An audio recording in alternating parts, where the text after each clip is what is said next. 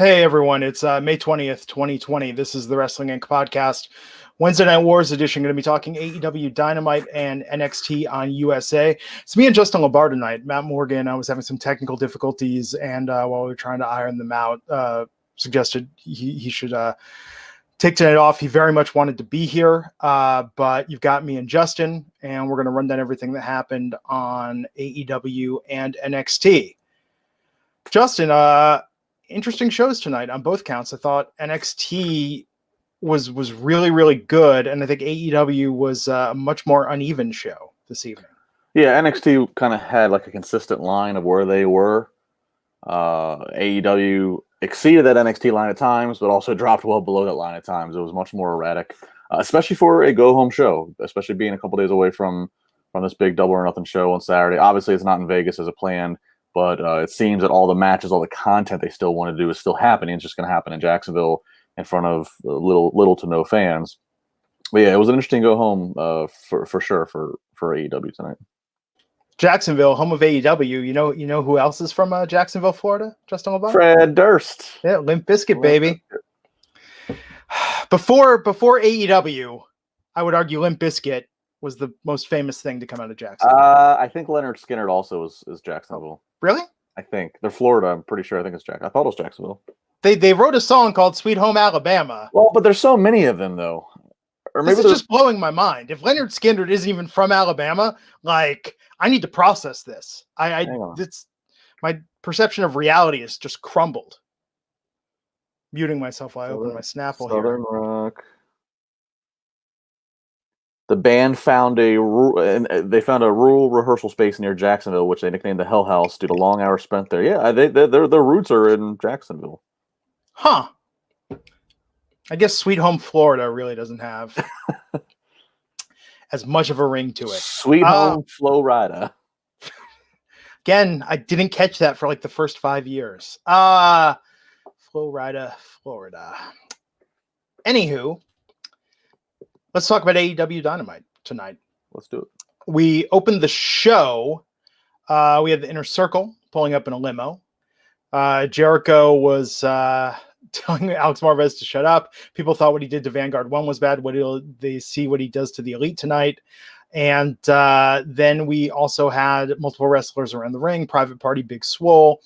They were all wearing SG armbands in tribute to Shad Gaspard, of course. Jim Ross, Excalibur, and Tony Schiavone were on commentary. And we opened with Jon Moxley versus 10 tonight. I have to admit, 10 with the tattoos and the look, when you had him in the ring alone, not surrounded by the other Dark Order, 10 actually has potential. I believe in this guy, maybe more than I believe in the entire Dark Order gimmick and stable at this point. Well, you need the other putties or whatever around him because it helps enhance his look. Okay, he doesn't have a shirt on. He is a better built than the rest of them. So, I mean, him by himself, he's just another dude. But when you put him in line with the rest of the minions, you know that he's head minion. Wait, he has a name. Is that why they keep Evil Uno around? So like the rest of the guys look more buff? Wait, is that why Matt Morgan does this podcast with me? Because he looks more jacked compared to me? Justin, compared to us. Oh my God. It all makes sense now. Matt Morgan's in good shape, but compared to us, it's like a tank. Well, it's like that theory of when the hot girls around all the ugly girls. It makes her, it makes her elevated. Were the ugly girls in this situation? Yes. I knew it. Apparently, your agent didn't go over the casting details of this podcast operation. I always think about that when you see the movie or the TV show, and it's like, oh, we've got the slovenly geek character. Could you imagine like your agent calling you up and being like, hey, pal, got a role. It's perfect for you. They want to see you. Cast on site, no audition. I always think that about like in movies and TV shows when the plot calls for we need a woman who's obese because there's a joke about a fat woman or a joke like I was like, how do you like it that your headshot and that your resume reads that you're going to be called upon when they need somebody who's for an overweight part? Like There was a guy that most people my age would recognize in the 80s who was like the fat guy in every 80s teen comedy and TV show. And then like towards the end of the 80s, he lost a bunch of weight and he couldn't get hired anymore. No one wanted to cast him. Well, that's like the dude from Varsity Blues.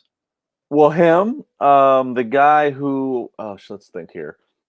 He was in, I believe he was Vader's son in Boy Meets World. He was in American History X. Ethan Suplee. Thank you. And didn't he yeah.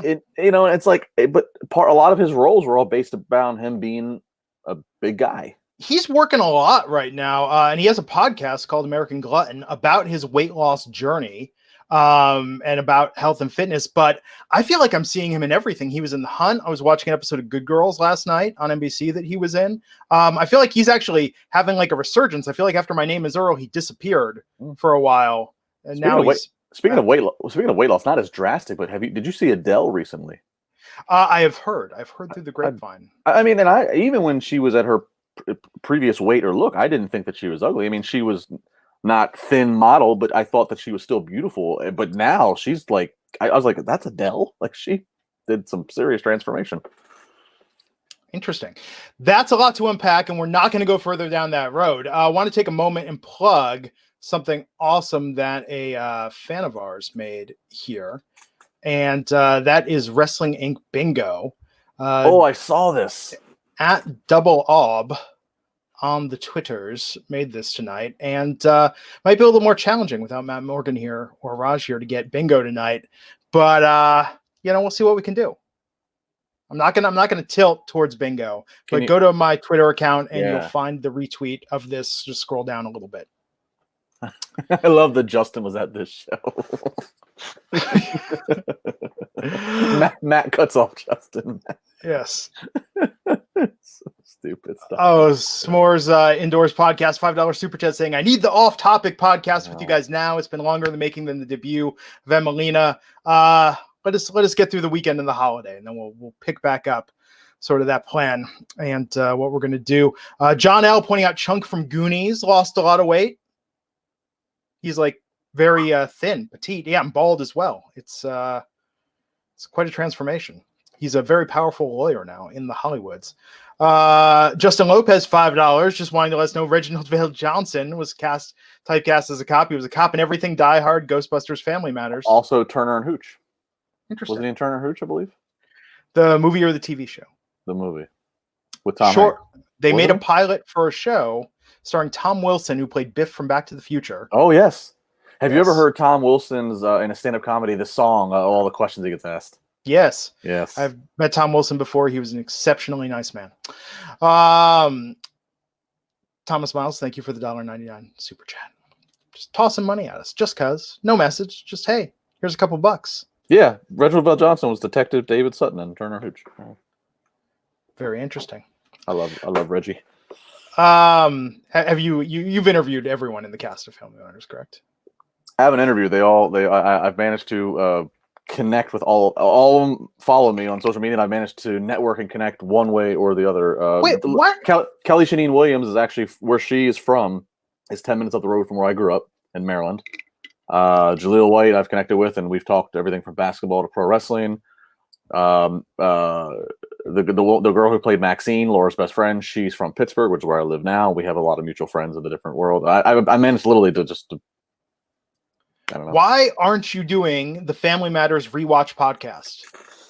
If there's ever a time to do it, these would be the times, right? Because it's so great too, because my daughter's watching every night now because we're on syndication, so we just record all of them. And like she likes to play a game called Steve and Carl, where she acts like Steve, I act like Carl. We reenact. Yes, you mentioned. Why isn't there video of that on the internet? There is some video. I'll put it out there. She calls me Big Guy. You should edit together like the opening credits. Both you as every role in Family Matters. Because she sings the damn song now too. She loves it. Nice. Michael Menezes wants to know what you're drinking. Me? Yes. The Absolute LaBar. Absolute LaBar. I guess if you got your own drink, you got to drink it all the time. That's exactly the case. So John Moxley beat 10, who again I've turned a corner. 10 for a singles run. His look is good. He looks like he could be the star of an independent comic book. Like Not Marvel or DC, but a strong independent book like Invincible or Powers or he could be Blank Man. something. So Savan Vavar, $10 super chat. Raj Giri, thanks you. Says, hey boys, loves the podcast even on Mondays when it's brutal to watch Raw. Is the Dark Order and the Messiah the same thing? In my opinion, it's similar. Thank you for all you guys do. I've been getting tweets. This is blown up. Multiple people have been saying Seth Rollins is basically WWE Dark Order with what he's doing. It's the equivalent, his little minion group. I really had never thought of that, but I guess because we have seen now Seth have like this rotation of followers, because he had AOP with him, and that's one of them got hurt. He's had Buddy now. I think Austin Theory looks like. I guess there are some similarities. I guess when I think of Seth and Messiah, I always compare it to CM Punk doing his straight edge society, holier than thou kind of stuff. We talked about this Monday. Yeah, I look more like the Dark Order. Well, I looked more at the Dark Order as just being like cultish oddities. Now with Brody, even though he denied it in an interview, whatever. I mean, but now with Brody kind of like doing more of the Mr. Brody Lee, the Vince parody that we all think it is. Now I look at it as like, whether they wanted to or not, I look at Dark Order as like just a big parody and one big shot at WWE and the way Vince runs things. But no, I think they need a mission statement with the Dark Order. Like, I'm tired of just, we're going to take over and show you all the truth. Like, I want it to be like they're selling Amway or Herbalife or something. Well, and what's interesting too is like, so after tonight, we have now seen, like, we hadn't seen the Bucks for a while. They were at home during these times. So like, there's people we hadn't seen tonight. Butcher and Blade were at ringside as fans.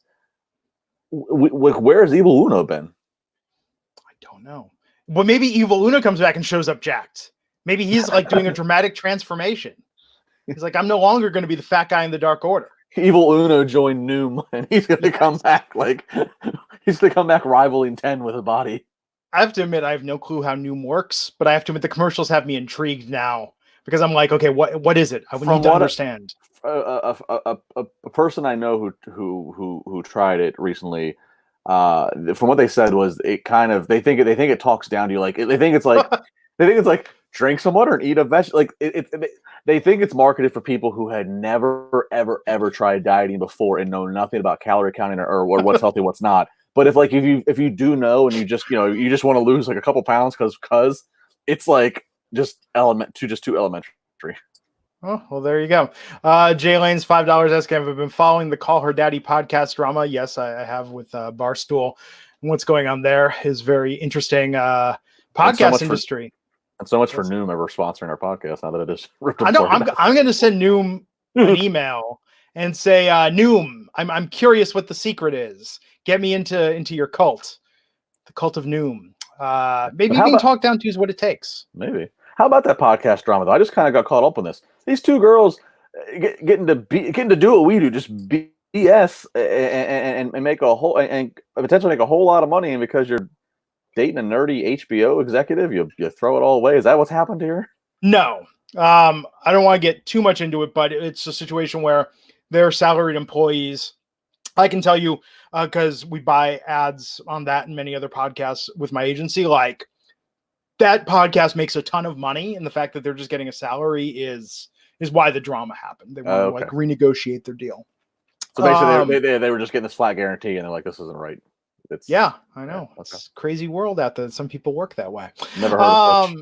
Yeah. But between that and the Joe Rogan news with Spotify, it's a lot going on in the podcast world right now. A lot going on. Anyhow, back to AEW Dynamite tonight. Man, I really want to unpack this Noom thing, but we're gonna save that.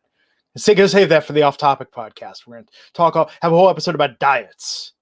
And Matt Morgan will get me. Ooh, that's an off-topic idea. Matt Morgan kind of like gives Justin and I like a workout plan and a nutrition plan. Might not have to be vegan, but still, like we try living the Matt Morgan life and talk about that. Like, boom, that's an episode right there.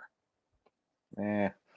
Okay, it's an episode. I know that I will not be able to live the Matt Morgan life, but okay, then here's the lazier version. We'll try and drink as much liquid and much fluids as Matt Morgan does in an episode. We'll get the big milk jug containers of water and try and finish that and see, if we can do that without vomiting. That's a bonus podcast right there. Okay. I mean, I'll go down to Florida when it's safe enough, and I'll do a workout with Matt. We'll see how long it takes him to get me to puke. I mean, I'll do that. Oh, I'm thinking within the first 5 minutes, I'm just going to hurl. It's going to be gnarly. First 5 minutes, wow, jeez. No, well, I don't know. I play it up sometimes. I'm not quite as sedentary as I am on camera. So Michael's Lazar's $2 saying, "Are we surprised the Double or Nothing pay-per-view won't have fans?" I think. Well, they had some fans tonight. They've had fans the last few weeks. Yeah, Tonight they had them. They made sure they didn't sit on the section that's right in front of the hard camera, but they had them flanked off to the sides. They've been letting fans go in there.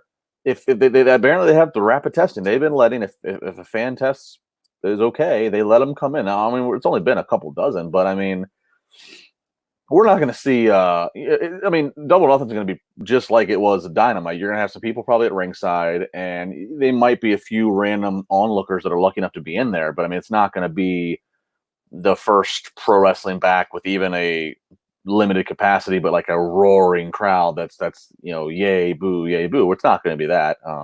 But if you are in the Jacksonville area on Saturday, and if you can pass a COVID-19 test, then you can get in there. Is that saying the alphabet backwards, or is it a little more in depth than that? The COVID-19 test? Yeah. Evertodd $2 is saying Stu and Uno are Canadian citizens. Yes, well, I'm sure that's the logical reason, but it's more fun to speculate with just silly ideas. Anyhow, Jon Moxley won that match. Mm-hmm. Then, although Moxley and Brody Lee, Moxley cut a promo. Brody Lee showed up on the screen. Lee said Moxley doesn't call the shots. All he did was ask for his title back. They're really building this, man. But then we had MJF with Wardlow versus Marcos Stunt in a match that went longer than it should have. Yeah, this has been a theme we've seen in AEW. They have the idea still set out to where they clearly know who's going to win and clearly know who's going to lose. You know who's the enhancement talent. You know who's the main feature they're pushing to, but they still want to give that other guy a lot.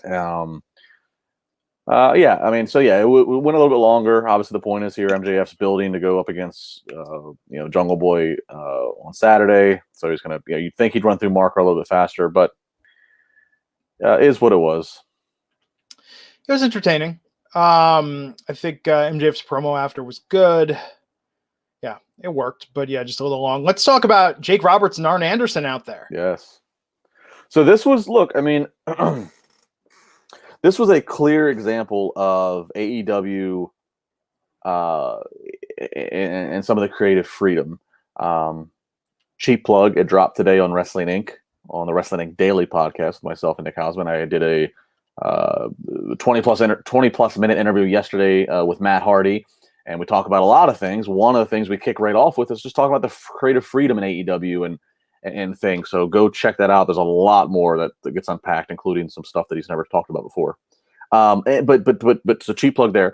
And the creative freedom that Matt talks about, you can kind of see it here. These two guys were not given a script to memorize. They were very much told, go out there, get the match over, get Tyson over, to the point of where they were having fun just going off their natural instincts, that you can tell there was a time or two where Arn is telling Jake, shush, I need to get this point out to hit one of the marks that we need to hit. But even all that said, it was still entertaining. It's still cool to watch two of the best that can cut a promo ever. You're talking about the enforcer of the Four Horsemen. You're talking about Jake the Snake Roberts, one of the best promo guys ever.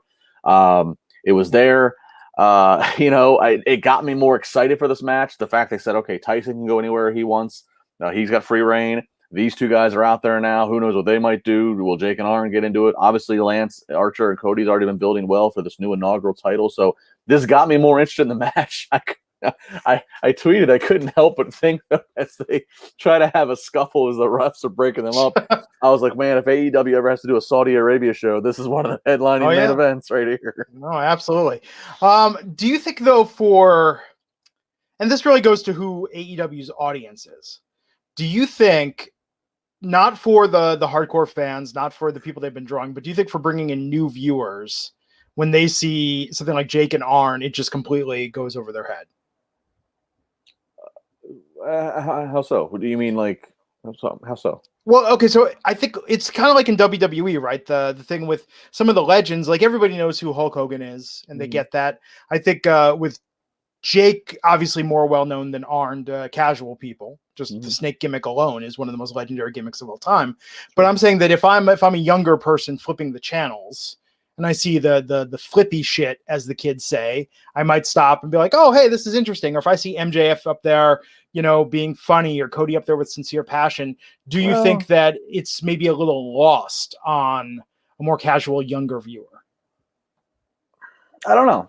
That's hard to say because I'm going to be 33 this year, so I'm not in touch necessarily with what a 20-year-old. I don't know because it's hard to say because we assume that AEW's wrestling fan is the more invested in wrestling fan than the one on WWE. The WWE fan has a larger portion that is the moms and dads or the kid, or the moms and dads are just watching it because of the kids or the kids themselves. So, like, to me, I would think any AEW fan, even if they were born in 1998, they've watched the WWE Network. They've studied who the best of the past are. So I feel like they kind of know Arn Anderson. They may not be able to say that they have seen 20 Arn Anderson matches or even seen 20 Jake the Snake Roberts matches in full in their life, but they've at least read enough, heard enough interviews, read enough stuff, seen enough highlight clips. They know, okay, Jake Roberts is a big deal. He was, and here's like the highlight things he did. Arn Anderson's a big deal. He's a highlight thing. So I think it's still, the segment's still meant to show some credibility that AEW, this other wrestling company that's out there on major cable, has credible names working with them. Yeah, I thought it was good. I'm just curious about that. Now, on the flip side, this Darby Allin promo with the poker game and the ladder, if I'm flipping channels, I'm stopping for that. That's like, his promos, I would reckon, are probably the most visually striking and interesting thing on TV on any channel at that moment whenever they show them. Sure. Yeah, absolutely. No, I agree with that. It's if you're flicking channels, if you're somebody who, I just got done. As I told everybody this podcast, I got done and finally caught up, and I've watched all 3 seasons of Ozark, and like I'm watching a Darby promo, and I'm like, there's just some dark underworld stuff going on here, some gambling and some mind games, and who's this individual? I mean, like, yeah, if you're somebody who's really into some of the modern day storytelling and editing and the shades of gray characters, it's no longer clear cut good, clear cut bad. This is definitely very much resonates with 2020. And then they followed that with Pac's promo. What'd you think of that? Good. He's somebody who I got to interview a little bit when he was in WWE. It's just like night and day. It's hard to imagine the same person just because of how WWE presented him and what they asked him to do or not do. And to see him in this capacity, it's like, man, it's got to feel like such a breath of fresh air for him. And of course, Pac being a member of Death Triangle, that followed into Orange Cassidy versus Phoenix from Death Triangle, which I'd forgotten Death Triangle was a thing because that happened right before the world changed. I'm surprised they gave Orange Cassidy this long of a match on free TV. I would be a fan if they just kept saving these for the pay-per-view. I thought this was really good though tonight with him in Phoenix. Yeah, I agree. Full disclosure, the match started, and I'm interested in Orange Cassidy in the match, but kind of like what you said, I just figure, okay, this is going to be a quick one and done. That's what Orange's gimmick kind of is. That they put him in a match, right? Like, especially like you said on free TV. I stepped out of the room to do something. It was gone maybe 2 minutes. And I came back in. I'm like, wait, the match is still going on? And like right when I came back in, not long after, Orange Cassidy does off the rope, the flying like into the DDT. And I'm like, what the hell is happening here? I'm not to say that it was bad, but I was just kind of, like you said, shocked. Like, isn't this something you save that you only roll out on the premium events? And then after Phoenix got the win, we saw SCU run out, Colt Cabana. So that's one thing you can say about tonight's AEW. Obviously it's not ballet, but there's a couple injuries we'll talk about. Phoenix, he does that springboard jump, and look, I know it's easy to say, all those guys out there, that's their job. They need to do is catch them, but like that jump of his wasn't the best either. And so he ends up, if you go back and watch it, his his knees down to his ankles end up catching the guys he's jumping on, but everything else of his body and his head just smacks on that floor. And he was out for it. The doctor and the refs are rolling him over. They're trying to attend to him, knowing there's still 2 more or 3 more high spots that are coming. This being, 3-4 days before this big pay-per-view, him, and then again we'll get into some of the other ones as we go through the show. Like it was a pretty reckless episode here. Terry Allen Jr. with the $5 super chat wanted to point out that Shad did motion capture for SmackDown vs. Raw 2010 and God of War. Condolences towards the family and friends, and tell Matt hi from me. Thank you, Terry Allen. And we talked extensively about Shad on Monday night's podcast. And again, I apologize for video viewers. Matt was having audio problems. I tried to boost the audio for Matt as much as possible on the audio version. But I highly recommend everyone go and listen to some of Matt's stories and his remembrance of Shad, who tragically passed away this week. Phil with Canadian $10 saying, I feel weird I was saying Canadian $10. Like I'm putting it down. Like it's $10, but it's $10 Canadian. Saying really reckless that Phoenix gets hurt and all the guys do their spots while he lays there. Even Statlander has never insisting on doing that suplex when Britt was clearly trying to block it because of her knee. Justin, can you put it back up, please? Yeah, sure. Oh, sorry. Well, look, it's not. First off, the ref is there talking to Phoenix, and Phoenix himself rolled, got himself partially under the ring so that way they could keep going. I mean, this is a situation when you have this many. It's not like it's just Phoenix got hurt and there's just one other person. Not like it's a singles match. At this point, you got 7-8 guys that are all doing the hard sell for this match they got coming up. So, like, you can't just like call the whole segment off. And by the way, I mean it wasn't. I don't know what Rey Fenix's status is, but I mean the ref was just checking on and talking to him. The doc cannot even come in. I mean, like. You just keep going with it. He rolled under, so the guys can keep doing what they're going to do. The show goes on kind of mentality. That's just kind of the match goes on.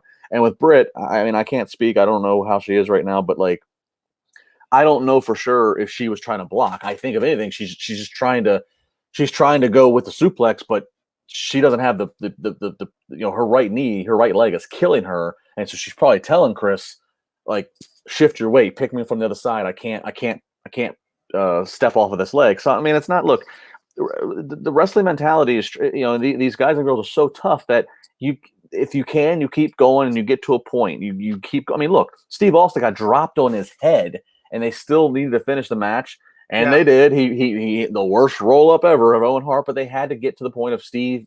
They just had to get to the finish. So that's what these guys and girls are trained of: is you keep going and you finish. So I don't think anybody's mad at anybody for the spots continuing and the Phoenix stuff, and then Chris trying to suplex Britt. Because again, Chris doesn't necessarily know. Well, speaking of which, that next match was Chris Statlander and Hikaru Shida versus Britt Baker and Nyla Rose in a tag team match, with Nyla Rose and Britt Baker picking up the win via pinfall. I like this match. I thought this looked like the stars of the AEW women's division, and I thought it was pretty good. Yeah, it wasn't a bad match. I mean, I don't know. This wasn't my favorite of the recent AEW women's matches we got. They were trying to build. Obviously, they were trying to like build. And they had a little story going on between some. Yeah, both sets have matches this Saturday at Double or Nothing. Didn't it seem weird that they were hyping like we've got 2 women's matches on the card? Yeah. I mean, that's some story they were trying to tell. There were some parts that were a little sloppy. Obviously, after Britt got hurt, they're trying to call audibles, and it's a tough situation to be in. It's a tough situation to be in, no matter how many years you've been in the business. But like, we have to remember too, AEW's women's division, all things considered, of what they, WWE's acquired a lot of the women in the world, especially women that have had more experience. So in some cases, when you watch the AEW women's division, they are learning as they go. And that's not to say that it's a shitty division.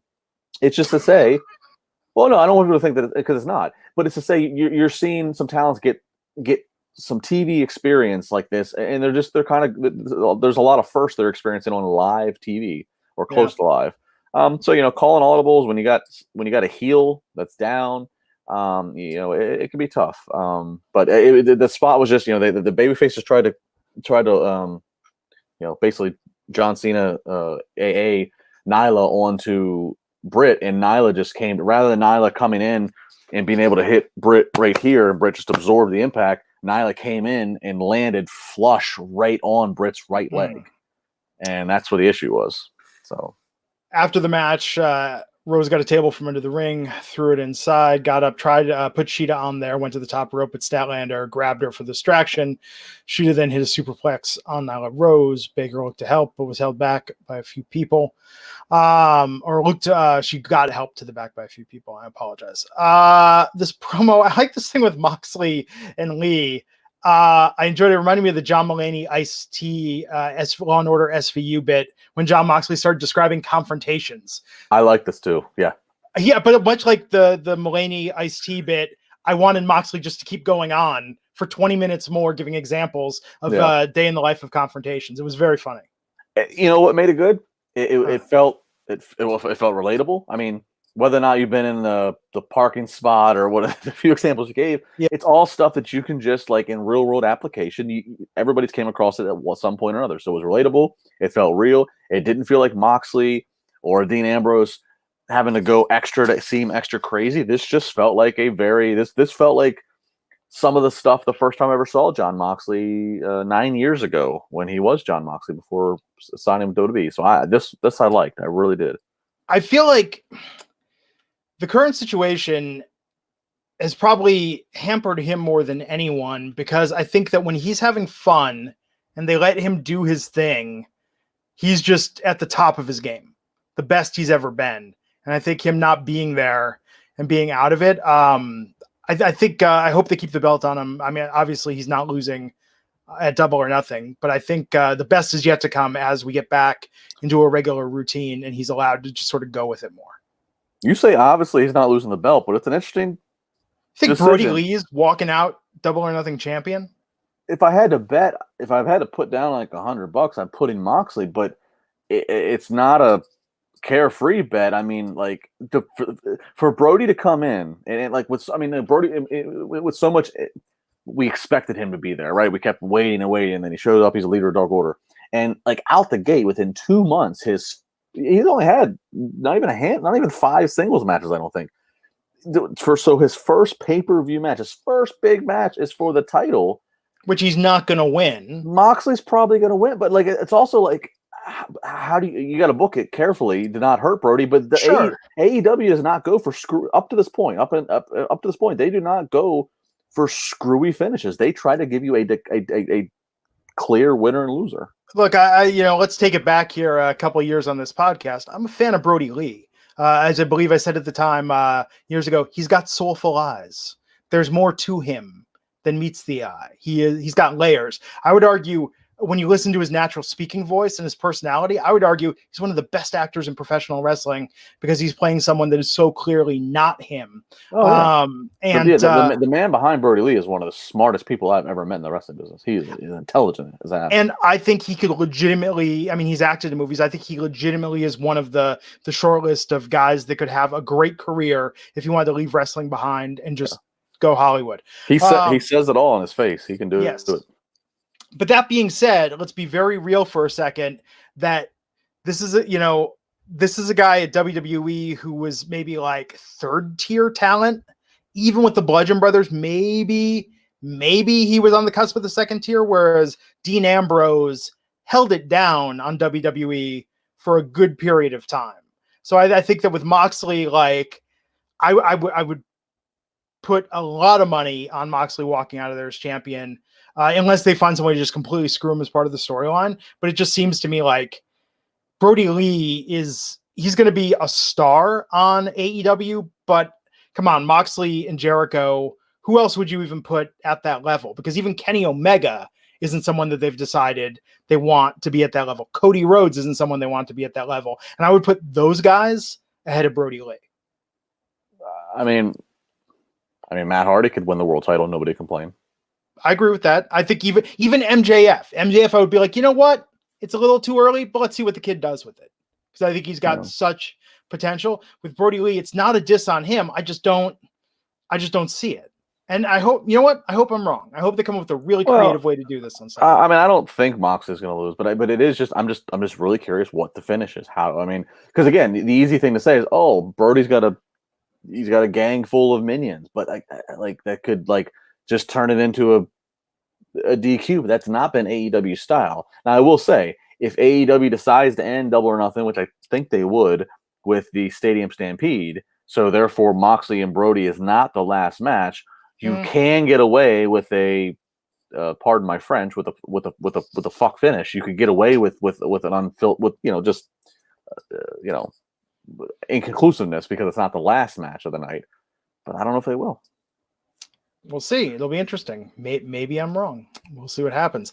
Sean Spears, this promo challenging Dustin to a match and Double or Nothing. Liked it. Liked the promo. It was good. Yeah. Next week, there's going to be a battle royal with the winner facing whoever is the TNT champion, which will be, of course, Cody or Lance Archer. And then we had Sammy Guevara versus Matt Hardy in the main event tonight. Yeah, this was really good. Look, again, another cheap plug. This is exactly what Matt wanted to do, and he would have done if he could stay with WWE. And again, go to the interview and that I just referenced earlier. It's on Wrestling. It's on the Wrestling Inc. Daily. There's some quotes already on Wrestling Inc. Matt won in the record books, which is fine. This is Matt's first singles match in AEW. He was 1-1 going into this. Obviously, both have been tag matches. Matt Hardy won in the record books, but Sammy Guevara looked just as good, if not better, coming out of this. I mean, Sammy Guevara got more boosted credibility of not just being Sammy, who's Jericho's, fun little protege and is witty and is very athletic. Sammy came off. JR gave him he's as tough as a $2 steak award. He said it on the commentary, and it did. It came off. This was a very, very back and forth competitive match. Yeah. So this was good. This kept my attention, and then the segue into the shenanigans on the Jacksonville Jaguars field where the match is going to take place on Saturday. Yes. That was a good ending scene for sure. Yes, Matt Hardy won via pinfall, and then Jericho and the Inner Circle had Kenny Omega tied up to a gold post in advance of the Stadium Stampede match. Matt Hardy went out there. Then we had the Bucks made their return. Mm-hmm. And Hangman Page was there as well. Yeah, what you needed. I mean, you haven't had the Bucks around in a while, so you needed that. And and one other thing I'll say about Sammy, in this one match, he managed to do a counter to the twist of fate that I've never seen. Maybe it's been done before, but like he comes down and basically handsprings himself up. He does a counter, but then also in the same match also sells it as brutally as I've ever seen anybody, where he basically just railroad spikes his head into the mat. So again, this was a really good match. If I know sometimes people watch and listen to this podcast and they don't necessarily see all of NXT or AEW yet, and they use us as recommendations for what to fast forward to go to, definitely watch this match. There you have it. So that was Dynamite tonight. Talking about it back, it seems like a better show than what we watched, but I think I'm just looking forward to Double or Nothing. I think that's going to be great on Saturday. Yeah. They got. I mean, they've what they're showing on that show. They've definitely got story in every single one of the matches. So let's talk about NXT, which opens night, of course, with the graphic in memory of Shad Gaspard, who passed away at the age of 39 this week. And then we were from the Performance Center, and we opened with Karrion Kross versus Liam Gray. I loved the Cross and Scarlet entrance tonight. I thought this was better than the first time we saw this. Yeah. And then, by the way, they're at Full Sail. But oh, sorry. Yeah, no, I agree. It was. I don't know why. I can't really point anything different, but it was even better than the first time. You're right. You would think that like you see this one, you're like, all right, well, it's not as cool as the very, very first one I saw when they made the debut 2 weeks ago. But no, somehow this was even better. I don't know what or how. Maybe it's because I knew what to expect and I wanted to see it again. But I absolutely agree with you. When I found out that they were going to be the very first opening thing that NXT was going to show, sometimes I start and I have my eyes on AEW first, and I give it a minute or so before I checking out with NXT, I was solely focused on this because I wanted to see it again. Karrion Kross, of course, won easily. But Tommaso Ciampa came out, went into the ring to let Kross know that they're going to be facing off at TakeOver in Your House on June 7th. This is big. This is sometimes I think it's definitely hyperbole when people say, "Oh, this one match alone can sell an entire sells an entire show for me to tune into." This one does, without knowing any other match. This one does because of obviously the intrigue of the build they've done of just bringing Kross and Scarlett in, and then there's already a story here. They the way they kind of were stalking and then attacked Ciampa over the weeks that led up to their official debut, and then you look at Ciampa. We know what his body work is. We're starting to get a glimpse of Kross, and you're like, geez, what the hell are these two guys going to do right out the gate with each other? But similar to Moxley versus Brody Lee, we know Kross is winning this match. And similar to Moxley and Brody Lee, I think I know who's going to win. I think I know who I put $100 down, but I am damn interested in how they accomplish it. I think they'll both be great matches. It's not dismissing Brody. It's not dismissing Ciampa. It's just, look, there are things that when we talk about who we think is going to win a match as wrestling fans, there are things that we'd like to see happen. There are things we think, that could be really interesting if that happens, like Jinder Mahal rising with the surprise to the championship. There are things where you go, well, okay, I kind of get the logic with this. Maybe it's not what I want. But I think there are some things where it feels certain. And again, I would love to be surprised, but this is one of those where I feel 99.99% certain as I know what the outcome is going to be. But that being said, I'm also certain it's going to be a fantastic match. Tell me if you agree. I feel more certain that I would, if I had to put $100 on one or the other outcome, I feel more certain that Kross is going to win this match than I do Mox is going to beat Lee. Yeah, I mean, Kross is going to win unless. But again, this would make no sense storyline wise. Unless Gargano and Candice LeRae interfere. But again, that makes no sense storyline-wise right now. But that's what's next. I mean, that's what this is all building up to, is Gargano and Candice versus Scarlett and Kross. That's and who's the face? Because Kross and Scarlett don't appear as faces. They're sneaking around and attacking people. Anti-hero. So it's anti-hero versus anti-hero with their anti-hero women? Is Gargano really an anti-hero? He feels more like a heel. Well, but no, my point is it's anti-hero versus heel. There's just no babyface. Yeah. So there's no babyface, but Kross is the one WWE would like if there was an audience to cheer. The Han Solo of the situation. I haven't watched enough for you to do these references yet. My wife's still catching me up. You haven't watched A New Hope or Empire Strikes Back? I watched. So my wife wants me to go. She had me watch the prequel that then leads into the movies in the 70s. I've watched the prequel, so now I need to watch the ones in the 70s and everything after that. She told me the ones in the 90s with Natalie Portman or whatever I can skip. But I watched the prequel that came out a couple years ago. So I haven't watched enough for you to. I can't make. Okay. Let me put it this way. After I finish Ozark, that's my next thing, is to do some Star Wars catching up on. Okay, so in Happy Days, Richie Cunningham is the baby face. Fonz is the anti-hero. Okay. They can team up to fight a bad guy, but Fonz could also fight a bad guy on his own. But you know what I mean? You don't feel sympathy for Fonzie. Fonzie is never really in jeopardy. I got you. Yeah. Yeah, I can't find a Family Matters equivalent. So okay, we'll go with that. Yes. Stefan Urkel, not a babyface. Steve Urkel, babyface. True. Stefan is just so perfect and so he's just got yeah, you never feel bad. You can't feel bad. You want to hate him, but you love him. He's an anti-hero. Yeah. Yeah. All right. He's the cool guy. You get it. You're catching on. By the way, have you ever seen Jaleel White star in CeeLo Green's Cry Baby music video? No, this was 10 years ago. When CeeLo Green put out his famous FU song, on that same album, there was a song called Cry Baby. When everybody's done this, go search CeeLo Green Cry Baby. It's a great song, very soulful if you like that kind of music. And Jaleel White lip syncs the whole thing, and Jaleel White is the star. And Stefan's got some moves, let's just say. Lately we've been watching a little Perfect Strangers. There you go. Yeah. We skipped ahead to season 2 when they're at the newspaper. Of course. They're planting the seeds. They're planting the seeds for Family For Matters. Harriet, Chicago Chronicle. Exactly. Then she gets laid off as the elevator operator. They should have gone to automation years ago. Yes. So we had a cruiserweight tournament match. El Hijo del Fantasma versus Akira Tozawa. Phantasma's mask. Phantasma looks badass, and I was stoked that he won this match. Yeah, I like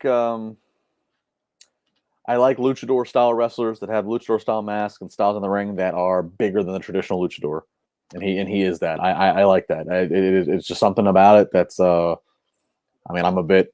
I guess I'm a bit of a body guy in that way. I've always loved the Braun Strowmans. I've always loved the guys that subscribe to the philosophy of they walk through the airport.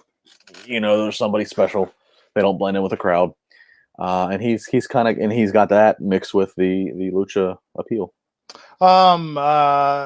Former drummer for my band and editor at Giant Bomb, Alex Navarro, on Twitter, was saying that Phantasma is someone where it's like he has like physics applied to him differently. He has like his own relationship with gravity, the way he moves, and I wholeheartedly agree with that. Yeah, I mean, like I want to watch more of this guy. I think he is a superstar, and I hope he never ends up on Raw or SmackDown and gets added to like the Lucha House Party or just gets thrown in to being pigeonholed, because he's great. Yeah. I love my boy Lince Dorado, but I would not wish Lucha House Party on him. I would not. Do you think it was like the fuzzy mask? Do you think that's what sort of damned him with Vince? Lince? Yeah. Between watching the Undertaker documentary and watching how Vince, that was an interesting, more screen time for Vince and Vince not the character that we normally get. And then, again, cheap plug, Matt Hardy trying to deal with Vince on his final months. I don't know if Vince really knows who Lince is. I don't know what Vince knows. I have more and more questions about if you're not on this level. I don't know if Vince knows, or if that's when he delegates and goes, okay, that's where Paul Heyman or Bruce Pritchard keeps track of you if they're running Raw or SmackDown, or that's where Carrano running talent relations. I think as the machine has grown and grown and grown, and Vince has gotten older and older, I don't know how. I don't know if you pulled him aside and said, name me the three members of Lucha House Party. I don't know if he could say Lince Dorado, Grand Metalik, and Kalisto off the top of his head. So, Justin, give me a little like Vince McMahon when he called these three talents into the room to let them know they were going to be rebranded with this Lucha House Party gimmick. How might that have gone? Furry mask guy, bigger mask guy, Rey Mysterio. You guys, you're coming to the show. You're coming to the longest episodic television show ever in the history of TV. You're lucha. You're luchadors. But you're more than that. You're fun. You're happening.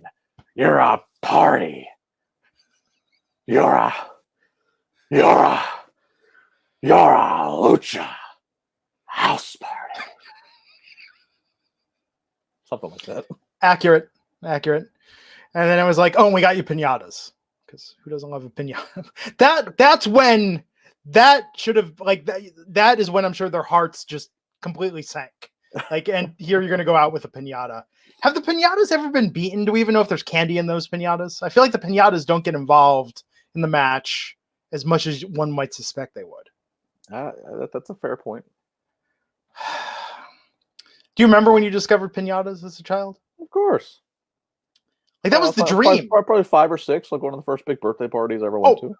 I believe at the time as a child, I declared this is the best birthday party I've ever been to. Sure. Like we get to just beat something until candy busts out of it. Like this is phenomenal. Yeah, I mean that's pinata. I mean, what's not to love about that as a kid? Yeah, you get to swing. I mean, you get to swing a bat at something, and you get the greatest reward ever as a kid. It's true. Can't beaten candy. like just pummeled, bruised candy. Stephen Marcuccioli 299 is saying Cross versus Black is money down the line. I agree. I feel like we've got a ways to get there, though, till they can really be at the right level. Yeah, I mean, you could say that about, you could say Cross versus Bray Wyatt, you could say Black versus Bray Wyatt. I mean, there's definitely a place where there's these guys who are either the supernatural that I always declare them as, or they're just being presented as just killing machines, and you go, God, those are trains you're waiting for to collide. Glory Dalton Buck 99 is saying there's a Perfect Strangers reunion on Twitch on May 29th. What, really? Mark my calendars. Yes. I was watching a radio interview on YouTube with Mark Lindbaker and Bronson Pinchot, and it was nice to see them together again. I hear not everyone in the cast likes Bronson, but May 29th we'll be doing a SmackDown podcast. We all call off Taraj, and we go join the Twitch. My favorite thing Bronson Pinchot has ever done, though, is the movie True Romance. He is so goddamn funny in that film, in that role. If people have never seen it, it's actually my favorite Tarantino movie, but it's the only one that Tarantino wrote. But it's one of the few that Tarantino wrote but did not direct. I think it's the best Tarantino movie ever made. Is that like Tarantino's first? He actually sold the script before he made Reservoir Dogs, and it came out after Reservoir Dogs. True Romance. Yeah, Christian Slater, Patricia Arquette, Gary Oldman, Samuel L. Jackson, Christopher Walken, Dennis Hopper, Val Kilmer. Holy hell! The cast. It's really great. Like, seriously, dude. Like Michael Rappaport. Yeah, Michael Rappaport. That's my favorite thing he's ever done. Was that, like, if you've never seen this movie, it is a gift. It is very, very good. So the guy that plays Tony Soprano and the woman who's the maid on 2.5 Men. I love her. Yeah, I love 2.5 Men. No surprise there, right? You will like this movie. Bronson, my favorite. I love Bronson in Step by Step as Jean-Luc. When he was just collecting a paycheck. What about why don't you go all the way and go to Migo if you want to go for Bronson Pinchot, phoning it in for a paycheck? Hey, Step by Step was not a phone in for him. Come on, he joined the cast in the last season, you know. But his voice he did was great though. Yes. He messed up his back doing that Migo show. Really? He was doing this because he was an alien. There was like a nanny with Jonathan Lipnicki from Jerry Maguire, and he was rigged up, and I guess the cable broke, and he fell and hurt his back. Heard him talk about this in an interview. Why do I know this much about Bronson Pinchot? Bad rigging. That's been a theme of our viewing this week. Oh, good Lord, I didn't even think about that. We'll talk about that in a little bit. That might have been around the same time as well. 99? I think Migo, because that was after Jerry Maguire. God, that's wow. All right, hang on now. You can't put that out there without me. Yeah. It was on CBS. Pardon me, no, it was 97. Still. 2 hours or 2 years earlier. I heard it was a rough watch, the Dark Side of the Ring. You haven't watched it?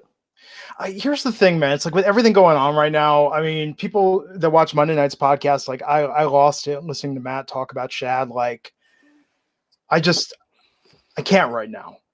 With everything else that's going on, I feel like I need to distract myself. I mean, obviously it's emotional, and not to say that like it hits me even another level, because like Owen's 2 kids, he has a boy and a girl, and the ages they are when he dies, and I have a boy and a girl. So like when you start to apply it to your life and start to try to like imagine putting yourself in the shoes, but even if you don't have kids or whatever, it's sad no matter what. But it is very it's interesting when Martha's and it's her side of the story. Obviously, you don't hear an official word from WWE. We never will, really. But when Martha's telling her side of the story of like they had this great rigger company, people and company that did Disney and Elton John and all these main acts, and then they moved to these rigging guys that have never done this, because they wanted a certain vision of as soon as Owen lands, he's able to boom, be released from the harness. And you hear that, and then like fans always, they kind of like complain like, oh, I wish Owen's in the Hall of Fame, but his wife won't let it happen. And it's like, that's true, but don't say it so whimsical.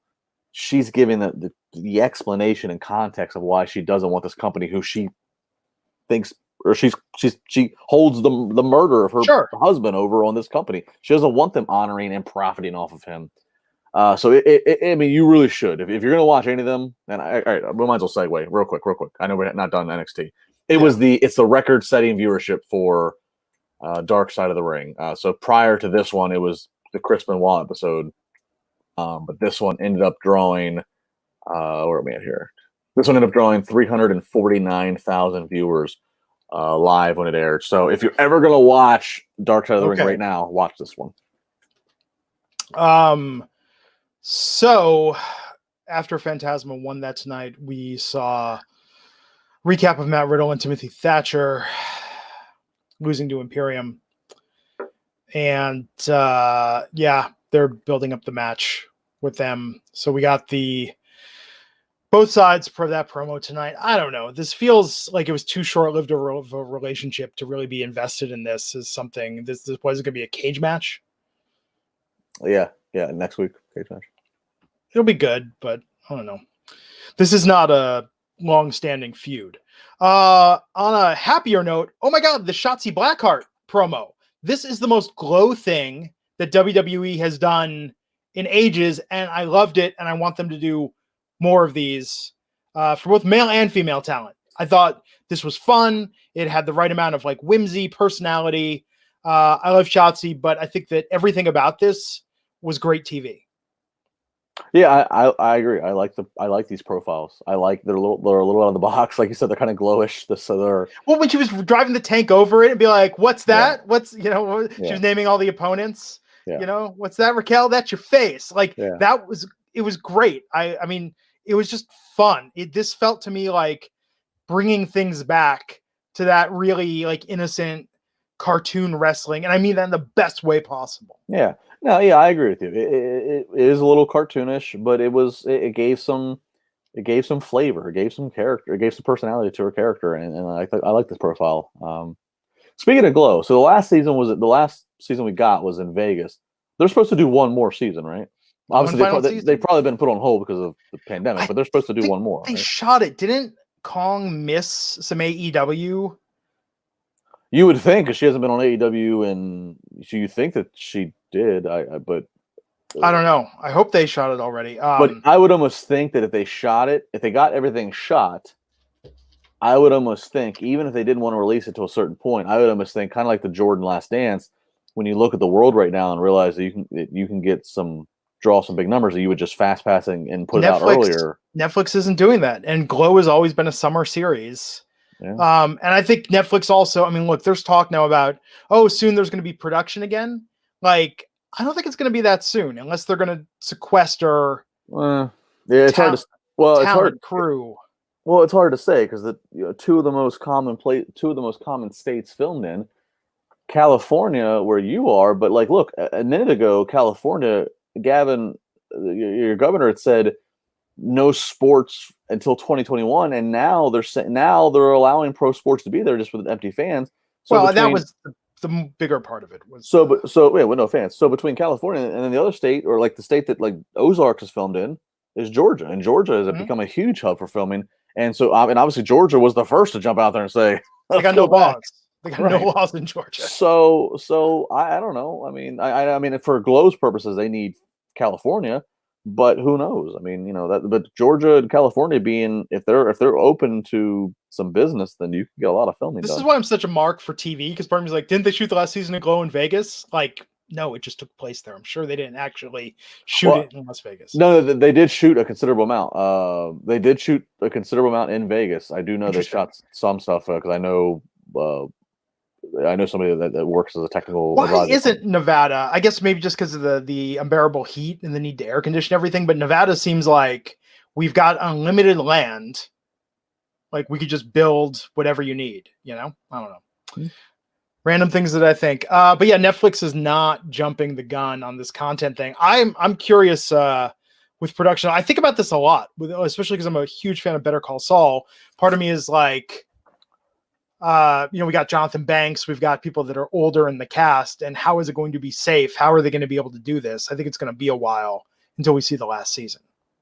Yeah, maybe. I also kind of, Kind of like AEW being able to get rapid testing and Yeah. owned by a billionaire. Like if you got money, if you're a sports franchise, if you're a billionaire owner, you can make it happen to where you get the extra precautions that is not readily available to the general public yet. It's just like porn was in the 90s when they got the rapid DNA test for HIV. Saved the industry, Justin, which I'm sure you talked about in your years of interviewing adult film stars. Had it not been saved, then Justin LaBar from 2011 to 2015 would have not had the porn interview career that I did. I mean, Elisa Ann, Alexis Monroe, Bonnie Rotten, BB Jones. I mean, I got Chyna when she was doing her porn. I had Chyna in the studio, and then she OD'd that night, never made it to the strip club. Rest in peace, Chyna. I mean, I got stories on the endless days with the porn stars on the radio and video. It's there. That whole other episode. That's a whole other episode for me and Matt to do. Let's put that behind a paywall and maybe make it so people can't like download and record that. We can really go get into the real. I could call Alexis Monroe right now, and she would come on, or Lisa Ann. They would come on and guest star and talk about the trials and tribulations of interviews that we've done and different promos that we've done together. I could catch up with Ron Jeremy. He's trying to save his childhood tree that his father planted when he was born.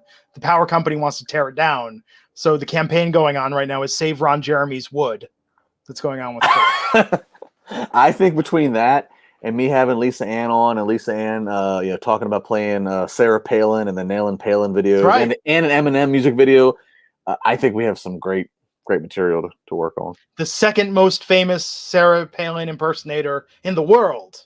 Behind Tina Fey. Well, yeah. I mean, arguable. Did we get Lisa Ann once asked me to go to a Pittsburgh Steelers football game with her, and I was out of town. I couldn't do it, and I was. They're regular people, Justin. They have regular interests. They have regular lives. I'm aware of that. She asked me as her regular person life, and I was out of town, and I was like, man, nobody in my high school would ever believe that a award-winning porn star just asked to go to a football game with me. I take this aspect with it, where I think it's interesting to talk to anyone, but you have to figure that I think men have this weird built-up fantasy about hanging out with porn stars, but you have to think about it. Like, I listen to podcasts all day. You know what I don't want to do when I'm hanging out with my friends? Talk about podcasts. Yeah. Think about podcasts. That's, it's funny you said that. I said this on the Wrestling Daily last week. I forget the context. And I said, I don't remember what led into it, but I said the context, which is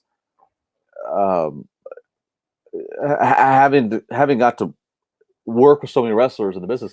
If you're a fan and you come across one of your favorite pro wrestlers, whether it's at the hotel bar or however it is, if you want a tip to prolong that conversation and to actually get to talk to them, and maybe they even follow you on social media or do something memorable for you, don't talk to them about wrestling.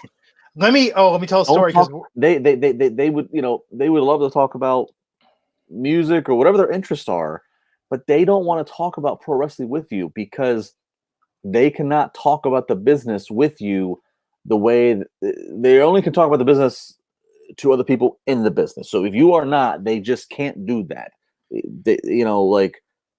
So if you're a fan, if you've never, it's not going to work. If you say, "Oh man, I loved you from that match at WrestleMania," whatever, they're trained to say, "Okay, be polite, whatever. Where's the autograph? Where's the picture you want? Now get out of here. I can't be comfortable around you in that regard. I can't be me." So we're an hour in. That's where I start dropping the stories. So one night my band's playing a show at this venue called the Opium Den in Hollywood. And we played there like once every other week, and we always had like a variety of musicians, actors. Like, this was a place that wasn't as well known, so people would just go hang out there.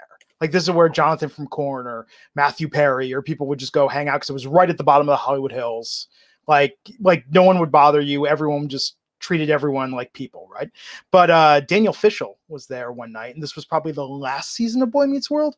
And she came up and was talking to me about my band, and we were talking about hip hop. And all I kept saying in my head was like, "Do not talk about Boy Meets World. Do not talk about it." And she even referenced the show. I was like, "Oh yeah, I've heard of it, but I've never watched it." I'm just thinking in my head, like, don't get into this the entire time. It's the hardest I've ever had, just sort of playing it cool. But she was there that night with her boyfriend, at the time, Lance Bass from NSYNC, they weren't getting along and having a fight. Wonder what that was about in hindsight. But yeah, she was exceptionally cool. But at the time, I was just like, I'm not going to acknowledge that she's on this TV show because she was just really cool and wanted to talk about music and a variety of things. Yeah, I mean, but that's the key. Relate to people as people. It is. I mean, it is. I could. I'm not going to. I don't want to get bingo on myself. I could name drop so many people who I got some introduction with, and then in wrestling that I just didn't go down that path. Even if I did a wrestling thing with them, even if it was an interview or a thing at a wrestling show, like an indie show, if you just go try to find some common ground with anything else, it will go a long way. It just will. I mean, even the Family Matters people. I don't hit up, like, if I'm gonna get a chance to talk to Jaleel White, which maybe like once a year I do. I don't say, "Hey man, we're watching season 3, episode 20, whatever." Actually, you know what I do when I meet actors and actresses? I always want to talk about the most obscure thing I remember them from, because I figure they might appreciate. Yeah, you like when I met Charles Fleischer, who did the voice of Roger Rabbit. I was like, "Oh, you were the guy that tried to get Horshack to do drugs on that episode of Welcome Back, Kotter." And like we talked about that for a couple minutes. Like I think when I met Tom Wilson from Back to the Future, I talked about the Turner and Hooch pilot. Like I think if you're gonna mark out, at least be different. Well, that's the equivalent of talking to a wrestler about something non-wrestling. It's because if you talk to an actor about a deep cut in their resume that most people don't know, it's the equivalent of like avoiding the obvious of talking to Tom Wilson. But hey, remember when you were Biff and you did this? It's the equivalent of when you talk to a wrestler about, rather than talking about their WrestleMania moment, you talk about like, I heard you mention one time on a podcast you're a fan of this band, and like it's a more personable, relatable conversation than the normal 20 questions they get. I have this weird thing. If I ever meet Sami Zayn, I just want to ask, like, are you a book of the fan of the Chocolate War? Because I was watching the movie and I read the book and I was just like, this seems like the sort of thing Sami Zayn is the person has modeled his entire life's philosophy around.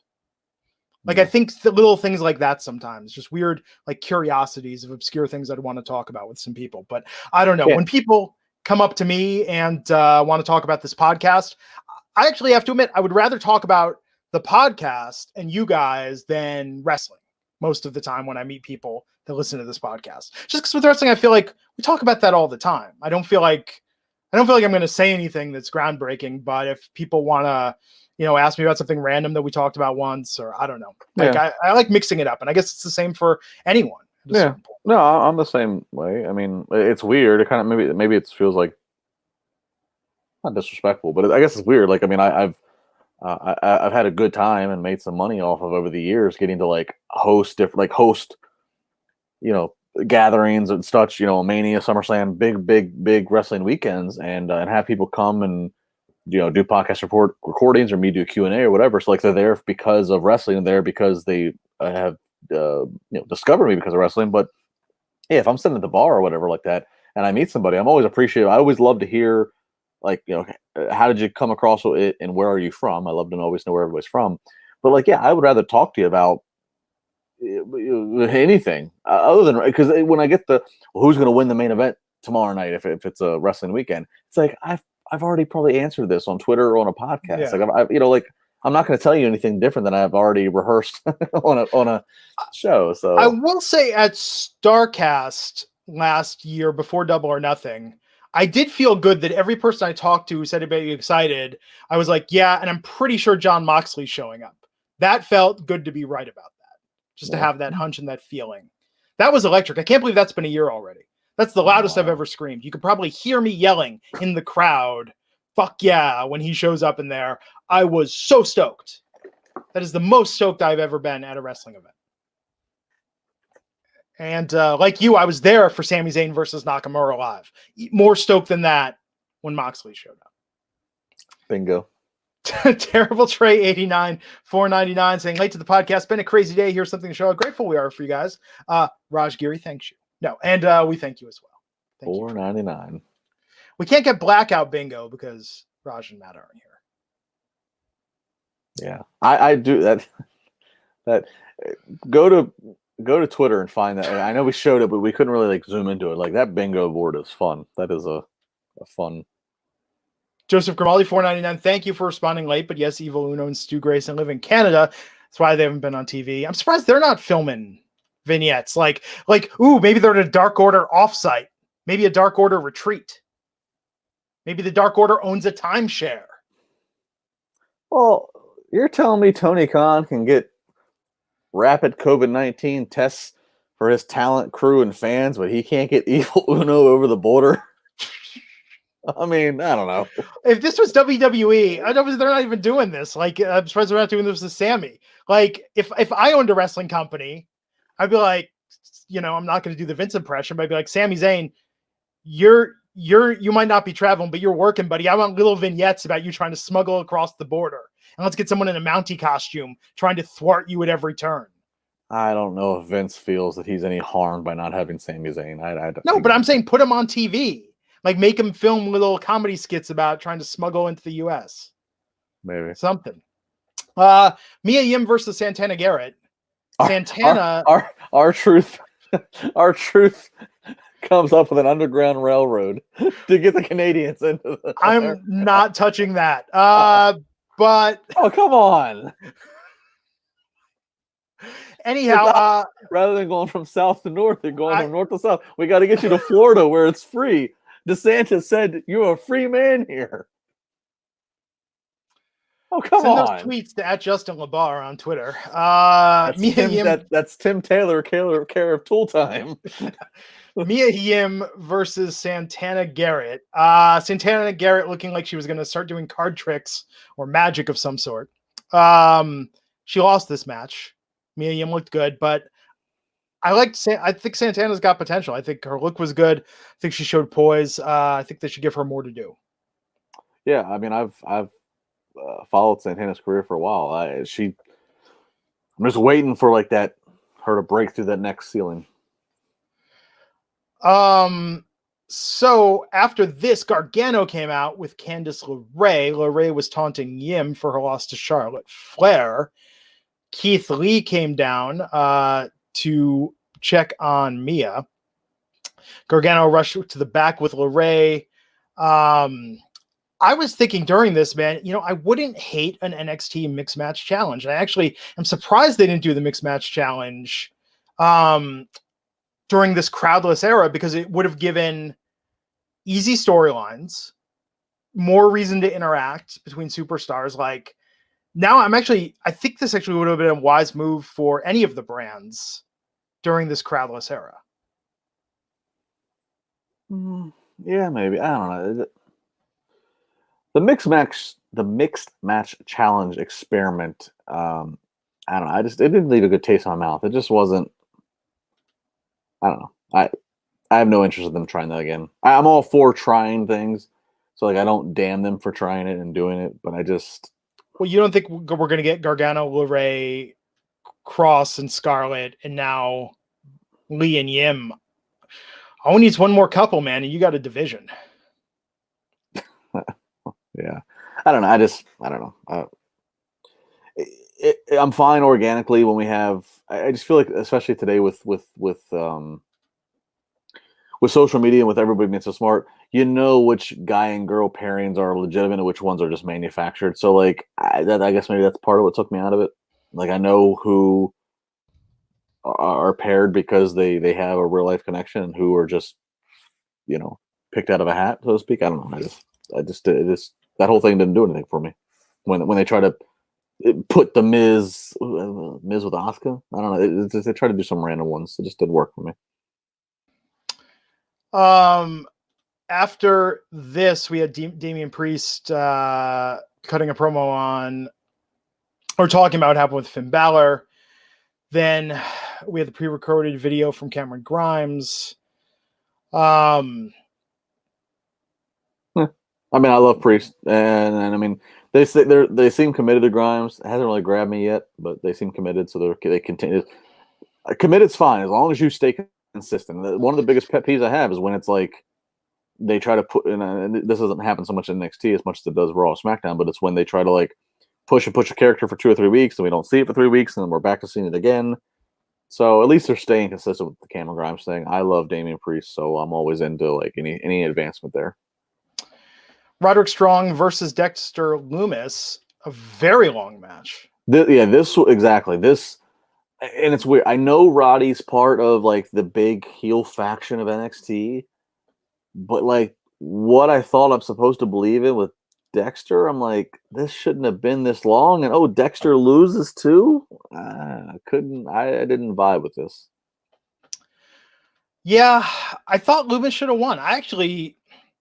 Maybe they're not high on Loomis given how this went, and given that afterwards Velveteen Dream came to save him from the beatdown from Undisputed Era. I was thinking, I mean, Loomis, like the creepy way he like crawls into the ring. Honestly, I could go for a story where he just beats every member of Undisputed Era and like causes the faction to break up. Maybe even if they've cooled on Dream a little bit, not giving him the championship, but having him be like the one that destroys them from the inside, that causes Adam Cole to lose, perhaps. Yeah, and good point bringing up Dream. Like, what's his status? He's on TV, man. I don't know. There was those allegations that one weekend, and I haven't seen anything since. So clearly, I mean, WWE is keeping him on television, so we have to assume they've looked into this somewhat and determined that he was hacked or whatever. I don't know. Wrestling Inc. has the entire story. I don't want to get any details wrong and what those were, but go to Wrestling Inc. for what the story was a couple weeks back with Dream. But am I wrong? We haven't really heard anything since then. He's been on TV. Yeah. So in WWE's eyes, he's fine. And I would assume that given what those allegations were, that they would have vigorously or vigorous or rigorous, one of the two, they would have thoroughly looked into them. Yeah. So Roderick Strong won that match. Yeah, attacked by Cole and Fish after Velveteen Dream made the save. After that, we had the Masked Men show up again. Attack Tozawa. Yes. The Full Sail parking lot. Going back to why am I blanking on his name? Hideo Itami. Oh. The Full Sail parking lot is the least secure area in all of WWE. Well, I'm trying to figure out, like, I mean, NXT has a deep roster in the sense of, like, you have NXT, you have NXT UK, you have 205 Live, you have, like, NXT talent who are, like, not on TV. They're still, like, the house show in Florida type roster. I'm like, who the hell could the Masked Men be? Like, who's there that it could be? Like, who are they trying to introduce new characters? Is it characters that we already know that they're repackaging? I'm not sure where that's supposed to be. Yeah. Don't know. But we'll find out, I'm sure. Will the payoff be satisfactory, Justin, or disappointing? Time will tell. I mean, the fact that I feel like it's kind of dragging. So, like, it's been going on a long time. Yeah, I mean, like, it would have to be like a big name they've acquired that's like leading this. I mean, like, if the details matter, tonight I think it was two Masked Men that attacked Tozawa, and then they jumped back in the SUV. One jumped in the passenger, one jumped into the back seat. So there was another person who's driving. So, like, unless there's like a big ringleader who's somebody who's established, like maybe if it's somebody who's been of prominence on Raw, SmackDown, or NXT who's since disappeared, like essentially the hacker gimmick. If it's somebody who's done something, who's a name, who's been repackaged as the leader of this parking lot assault group, maybe that the payoff works. But if it's a bunch of new people, could it be? I don't know. I don't know. They haven't signed new talent that we've heard about in a long time. Cross was the last big get. Cross and Thatcher got signed at the same time, and we've been seeing them. That's what I mean. So unless it's somebody who is being repackaged, but then, I mean, hell, they cut 20 plus people, maybe even more. So it's not like you can. It's not like you're gonna grab Heath Slater, and Heath Slater's now the. I don't know. I don't know who. It would be. Leo Kruger is coming back. Yeah, right. I don't know. The last photos I saw of him, didn't he get like an amazing shape and kind of got his life together a little bit? He got an amazing shape. I feel like I worked a show in 2019 with Bull James, and Bull. We did a show on a Thursday night, and Bull was heading that weekend to Florida. I thought he told me it was Adam Rose, aka I thought he told me that it was like his Adam Rose's last match. So I remember reading something about that. Now, let me just say, Bull Fit could have been on the main roster what Otis is. Yeah. No, I think Vince could have really run with that. But can he do the worm, the dolphin dive? I don't think he can. Sorry, Bull. I don't think he can. Yes. Oni Lorcan and Danny Burch versus Everrise. This, this was probably the low point of this NXT. I thought this was a really good episode, but this, as Raj would say, was there. It was there, and as Matt Morgan would say, next. Yes. Oni Lorcan and Danny Burch got that win. There's the sigh. Bingo. Yes. Well, the sigh is the free space. Here we go. The Drake Maverick versus Kushida. I almost thought this could be the main event tonight. But obviously with Drake getting the win, and now there's going to be a triple threat to determine who advances. This was great for Drake. We were talking about this off the air. Here's a guy they had peeing his pants on the air in a weird comedy angle with the 24/7 title involving his lack of ability to consummate his marriage, wearing riot gear out there with AOP. I mean, he was a comedy act. So here he gets fired legitimately and is in this storyline to save his job. And this is like the potential. This is the heart. This is everything like Matt Morgan and others have said they've wanted to see from him. I mean, again, Justin, we're talking about $100 bets or more. So I'm betting he wins this and gets his job back. Anything less than that, I just feel like people will turn on NXT and WWE if that's not the outcome at this point, given that we've been told he's actually not under contract anymore. Yeah, I mean, they're giving him this considerable amount of TV time. They're giving him this comeback story. So yeah, all signs point towards that he's going to go to the finals, and you think win. As I mentioned to you off air, though, I mean he has changed his Twitter name to Spud. He seems like he's got some merchandise and some reinvestment back into his. Now, he used to be known as Rockstar Spud prior to WWE. For anybody that didn't follow that, so it seems like he's reinvesting in a career outside of the Drake Maverick, which was his WWE given name. But yeah, all signs point towards that they've either this was one big work all along, or he truly was fulfilling some final dates they were asking him to do, and he's caught fire with them. This is unique. This is not something that there's a lot of precedent for with them. But maybe that's, you know what, we talk about it every Wednesday night that he's on. We spend a considerable amount of time going down the wormhole of this. And that's the weird part. This is a predetermined tournament. This isn't a shoot fight where he can win his job back. They already know the result or have a pretty good idea. And the fact that they have this triple threat happening to advance in the way it's been booked makes me feel like they're trying to milk his involvement as long as possible. I don't know. I think not. Forget someone who covers this. As a fan, I would be like legitimately pissed off at the company just by using the most basic deductive reasoning and him not having his job back at the end of this. The fact that they even went through this at all is just cruel. Sure, but you know, devil's advocate. You say, excuse me, sorry about that. If you're somebody who didn't cover this, if you were just a really casual fan, if you're a really casual fan, you might not even be aware they made the cuts they made, and that he was somebody who was cut because they referenced it on NXT. Yeah, true.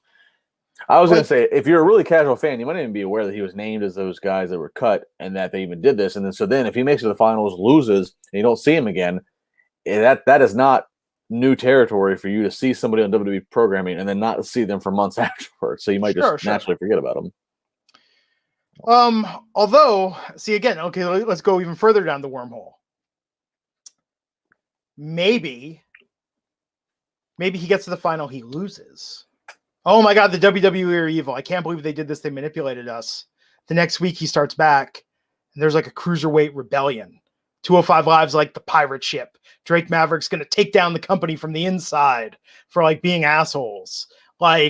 So I guess when I say that like he's going to win this, what I really mean is that if the storyline is he needs to win to get his job back, but if he loses, like I don't think he's done with the company. It just seems, why would they squander this? I Win don't or think lose, he's still in the. I don't think he's done. I think, again, this is pretty unprecedented. I think from the moment that they announced that he was released amongst that batch of other guys, they knew they were doing this. And that's a whole other debate of is it right or wrong that you got a pandemic going on and you're cutting talents and et cetera, et cetera. But I think they've known what they're doing from the start of this. They've known what the end game is going to be. And I think the end game is he wins. Yes. To quote Waiting for Guffman, they're just bastard people at the WWE. Gloria Dalton, Buck99 saying, give Drake props for even doing this so damn well. I mean, but that's the thing. It's like if he was told, could you imagine, dude, we're letting go a bunch of people. You were going to be on the chopping block, but I got a way to save your job. We're going to make it part of a storyline. Like, what are you going to do? Like they're putting him in a situation. He can't say no. I'm not going to fight him. I mean, yeah. Dan SFFC Australian $5 saying, is the swerve that Phantasma's behind it all, seeing as they're never able to catch him? Ooh. Ruh-roh, Shaggy. Yes. By the way, that new Scoob movie, they're really, really promoting the hell out of this. It does not look good. I love Scooby-Doo as a kid. I have no interest to see this Scoob. Yeah, it's just, why? Why? Were Scooby Snacks weed brownies before weed brownies were mainstream? Interesting. Also, no Matthew Lillard as the voice of Shaggy. Therefore, I boycott. Matthew Lillard. Man, let's talk about Scream. Matthew Lillard as Stu. One of my favorite lines in the first Scream when on the final act, and then Sidney goes, "So Stu, Billy's got his motive. What's yours going to be?" Peer pressure. Far too sensitive. Love it. Also love the fact that David Arquette is coming back to the new Scream reboot as Deputy Dewey. Nice. Love me some Matthew Lillard. Although in watching Good Girls, he's on that. And the man is an amazing actor because not only did he bring Shaggy to life, a cartoon character that he embodied as a person, but Justin LaBar in the show Good Girls, he plays a man who, get this, is married to Christina frickin' Hendricks, doesn't want her. He's going to just cheat on her with like random women. Like that's Emmy-worthy, Oscar-worthy acting to make me believe that such a thing is possible. Hang on, I have to Google Christina Hendricks. Oh, yeah. People that watch Mad Men know what I'm talking about. This redhead? Oh, yeah. Okay. I get behind that. Yeah. See, we're an hour and 27 minutes in. I start dropping bombs. Raj, you could have stopped this if you would have just be, here on your own podcast. Could have stopped all of this. Could have stopped a lot of this. I don't think it's a controversial statement. I think I would guess I don't think we've ever talked about this, but I would say that if you poll Family Feud style, if we polled 1,000 people in America, I would guess that 999 would find Christina Hendricks to be a very attractive woman. Yeah, I mean, good. I'm scrolling the pics here on Google. Something about redheads. She divorced her husband, or he divorced her. I would love to know the story behind that. But if you look at her husband, talk about winning the lottery, or her now ex-husband. He was he was in The Ringer. He was very funny in the movie The Ringer. Oh my God, I just saw a picture of him. He was in The Ringer. Yes. Like he has the famous line. He has the best line in the Ringer. When the fuck do we get ice cream? They say humor only gets you so far. Humor can get you married to Christina Hendricks. So keep dreaming, kids. The Ringer, directed by the same guy who did Beyond the Mat. Yes. Which is what inspires my Vince impersonation. There you have it. So Drake Maverick won that match. There's going to be a triple threat to advance with him, Kushida, and Atlas because they're all 2-1. When the fuck did we get ice cream? And Johnny Knoxville's face is shoot. He had no idea that line was coming. You can tell. That movie is really it's really underrated on so many levels. I think people thought it was going to be a cheap, easy, tasteless film. Well, But when you tell somebody what the plot is, yes. it's hard to justify. But then when you talk about that it was made with the full cooperation Of the- and endorsement of the Special Olympics, it is actually a very progressive, inclusive movie that I think does not talk down to anyone in the film. No, if you can get to the final act, the big reveal, and then Johnny Knoxville making his characters making the speech about how tremendous these athletes are. Yes, but the hard thing is getting people to get to that point and not turn it off before then going, this is so offensive. I didn't watch it for years. I didn't watch it until I learned that the Special Olympics cooperated with it, and then I became really curious about like, okay, well, if they signed off on it, it must not be what you would assume it would be. Yeah. Anyhow, so Rhea Ripley versus Io Shirai was the main event. These two started going at it, started getting into it. This was really good. And then Charlotte Flair showed up. Surprise. Causing a DQ finish. So it's going to be a triple threat for the title. They didn't announce this. I'm just assuming it's going to be a triple threat for the title at TakeOver in Your House. And I'm assuming that Rhea Ripley pins Io Shirai to get the belt off Charlotte. I would think so. There it is. There it is. There it is. It was a good show. I enjoyed it. I thought NXT tonight, I thought both NXT and AEW were good, but I enjoyed NXT more. Again, I stick with what I said. NXT was more consistent, but I will have to say, for better or for worse, and maybe some of it was because there were some car crashes, I watched more of AEW live. Again, some of that was because I was like, oh, there's chaos here, and Phoenix just got hurt, and oh, Britt's hurt, like, or oh, why is Orange Cassidy wrestling this long? I mean, I guess I watch more of AEW, maybe not always for the right reasons, but yeah, I don't want to knock. Again, if you're somebody who's looking for recommendations, obviously we highlighted what was the high points for AEW. You can watch most of NXT, and I don't think it's a waste of your 2 hours, especially fast forwarding through commercials. But you're not going to find anything other than the opening with Cross and Ciampa. There's not a lot from NXT where it's like can't miss, if that makes sense.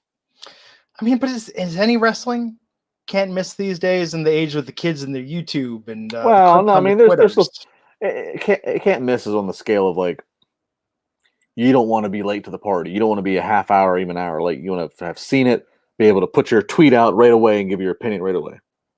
Yes. We're living in an era of animated GIFs are the most popular way to watch wrestling. Yeah. GIF or GIF, Justin? I believe the creator of it even said it's GIF. Even though, I think, GIF. No, they've said this. The creator of it even said. Well, it stands for graphical image format. Hard G. Hard G also is going to be my rap name when I come back to hip hop. I feel like hang on. What do I normally say? What do I normally call it? GIF? I think for a while, actually, maybe I did call it GIF. Like the peanut butter.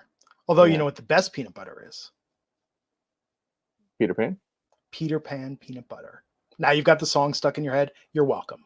Speaking of Marklin Baker. Is it GIF or is it GIF? I'm going with GIF. So, and now I'm just thinking about the Peter Pan peanut butter song. Actually, no, I feel like the creator said it was GIF.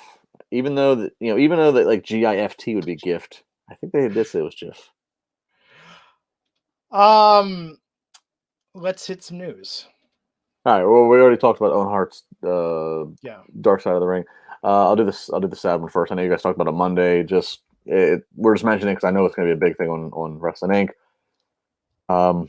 They did finally recover the body of Shad Gaspard. He did his body. God, this is even tough to even say. His body did wash up on the beach in Venice Beach. So they can now officially declare that he is deceased. Even though I think, that was the assumption. And Raw. So Raw saw it. Not this past Monday, the week prior, there was an uptick that we saw with the Becky Lynch announced that she's pregnant and leaving. Randy Orton and Edge going to have a traditional wrestling match. So kind of curious what this past Monday was going to bring. It dipped down again. It was the second lowest viewed Raw ever. The one that was the worst was a couple weeks ago earlier. This one did 1.75 million viewers. The one that was the worst a couple weeks ago did 1.6. So again, they're banking on the, what they were promoting on this was, Drew McIntyre up against this, who's Raw, up against this SmackDown star Baron Corbin. And again, Baron Corbin is one of the best heels in the pro wrestling business. And if you roll your eyes at me saying that, you affirm my point. But there's no freaking reason for me to care about this. I know Baron Corbin's not winning the title. Baron Corbin is not even going to be the next challenger for Drew at a pay-per-view. This is, what they'll like when this guy from Friday is going to be on Monday. No, it doesn't. It doesn't matter. Who cares? Do you think, though, the idea of, I get your point, but that's like saying, Gigi Allen was terrible and offensive and unlistenable, but that's the point, man. He's trying to invoke that reaction from you. I don't know. I enjoy watching Baron. I don't think with Baron, it's just about that you're supposed to, I think there's an art to it. It's not again, because we've talked about this, there are lazy and terrible ways to come out there and just get cheap heat. I think Baron is very much the art of being a heel rather than just going out there and taking the easy path. Here's what it is, and this is as blunt as I can put it. Baron is the art of being an effective heel in 2020. The people that choose to use the cop-out, oh, it's the go-away heater. He's not good heel. He doesn't know how to wrestle. You're the ones that are the most easily worked. You're the most vulnerable. You're the ones that think you're smarter than you fucking actually are. Baron Corbin, I don't want to say he's a good heel because that makes me sound like I'm you. No.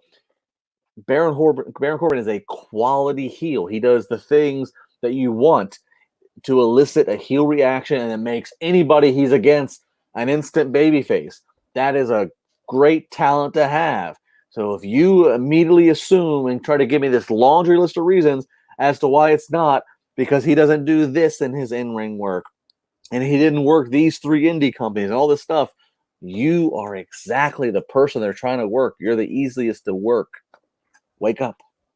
So when you hung out with Lisa Ann, did you get to call her by her real name, or did you have to keep kayfabe? Well, her real first name is Lisa, so I always call her Lisa. But Alexis Monroe, her real name is not Alexis Monroe, so I don't call her that.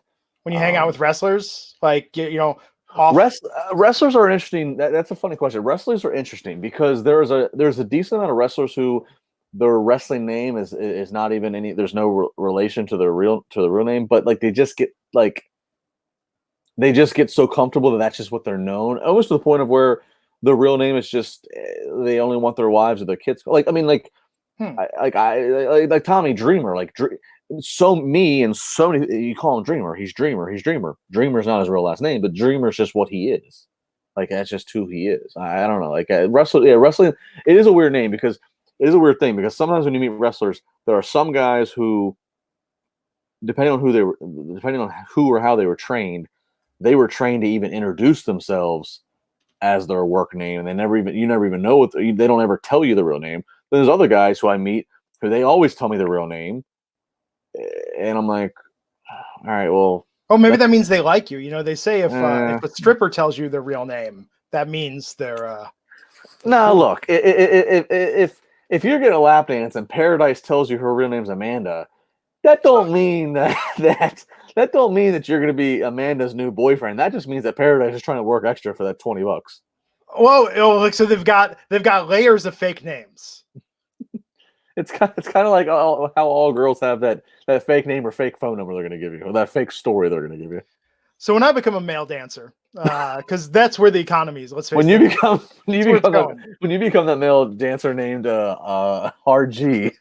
Yeah, so I'm going to be Hard G, and then I'll tell people I'm just kidding. My real name is Sebastian. That'll be my fake real name. But then if you make it to the ultimate tier, if you tip big enough, then it's I'm Sebastian is just my fake real name. My real name is Glenn. That'll be for the big money. For the super chat money. Yeah, I got a plans, man. Got a whole plans for this. And don't think I'm going to get in shape for this when I start my exotic dancing. You're doing it like this. And by the way, I can't dance, but that's not what they're there for. They're really there for the riveting conversation. Thank you, Phil Collins. I can't dance. I can't sing. John L is saying, well, what if I can't dance? I can't walk. Only thing about me is the way I talk. There it is. John L saying, what if the real name was Diamond? Could you imagine that conundrum? Like you were given that's the crazy thing. There is no woman that's ever birth name is there's no birth name who's ever Mercedes who goes on a strip. No, Mercedes is being the fucking prosecuting attorney by the time she's 25. It's crazy. No, you know what it is? It's Ricky Steamboat syndrome. Like the dude's real name is Dick Blood. Like come on. It's all right there. It has to come up with something even more fantastic. You got to top it. Yeah, if you're born with the name Dick Blood, then you better choose wisely. Well, it's like I had my entire idea when I saw Jermaine Jackson making the rounds after Michael's unfortunate passing, and learned that Jermaine Jackson named his son Your Majesty. And I was like, if I have kids, I got to get in on this. If I have a daughter, I'm going to name her Glenchantress. You know, put your name right in there. Like LaBar is my legal last name. It's not my birth name, but it is my legal last name. Oh wait, this is a layer. LaBar is my last name. That when I was very young, he's not my biological father, but he adopted me legally. So LaBar is his last name. That's not my birth name, but that's my legal last name. Well, that sounds exciting. I thought like you came up with this name. No, Justin LaBar was a character that you became, or like were in the witness protection program, or had to change your identity because you had some bad checks you wrote 30 years ago. Yeah. That's why actually fun story. People always ask why would you have your own last name tattooed on your arm? And I always say I have it, and this is a true story. I have it, and there's obviously shades of red. It is my tribute to my father, Jeff LaBar, of me putting LaBar in my blood, of my gratification of him being my adopted father and how well he raised me and treated me. So that's what that's about. But my daughter, she's Libby LaBar, and we named her Libby, and like people always say Libby LaBar, that's a stage name. Like she can, and sure enough, she loves to sing and dance and perform, and it's funny how names kind of like tell stories before the people even start on their journeys. It is true. For me, it's an enigma. You know, the Irish first name, the Jewish last name. People don't know what they're getting with me. That's why I can't have children though, because it's like, man, like every name paired with Rubenstein sounds like an accountant. You know, you can't have like Max Rubenstein. Like it's just all bad. That's true. Yeah. 13 Anarchy, #poll committed. That was worth a shout out. So we've gone off the rails here, which I think it means it's time to end. And I'm out of a drink. I've been out for 10 minutes, so I got a little water left. For me, as long as I'm hydrated, stay hydrated. That's what DDP always tells you to do. Have you done the DDPY? I have a copy of it. I've not formally done it. I interviewed him once, and he had me doing it on the air. We were on the interview. He had me doing some of the stuff, but I haven't. But actually, I know friends and family who all do it, and they swear by it. I've heard enough people who say it is a legit thing. So yeah, we're every day now. Every day we're alternating. We're doing walking one day and then DDPY the next day. But I've been feeling good. It ain't your mama's yoga. There's something to this dynamic resistance stuff when he points out with Bruce Lee and talking about that. So when Bruce Lee was doing all those moves, you would always see him doing in slow motion that you always see parodied bad. Mm-hmm. What Bruce Lee was doing was dynamic resistance, moving slowly, engaging all of his muscles. And when you think about that, it all starts to make sense. Yeah. Without weights, you can sort of control and give yourself this workout. Dallas and I were in an interview once, and he had me like do this, and then he had me like do like this thing. He was trying to give me the basics of it. Was wild. I don't know. Yes, I did the diamond cutter with him. Yep. Something about it was spreading open my finger. Something about Diamond Dallas Page yelling at you, spread it wider. It was like, oh, that's a little weird. But yeah, very, very nice. All right. All right. It's late. It's late, everybody. We're punching. It's late. It is 12:07 in the morning where I'm at. It is 9:07 where you're at. Late. The sun just went down. Hey, don't let the sun go down on me. You're late. You Californians late. I'm over here in the middle of the night. So we got SmackDown Friday night, Double or Nothing Saturday night, Raw Monday night. Woohoo! It's gonna be good times. So he's at Justin LaBar. I'm at Glenn Rubenstein.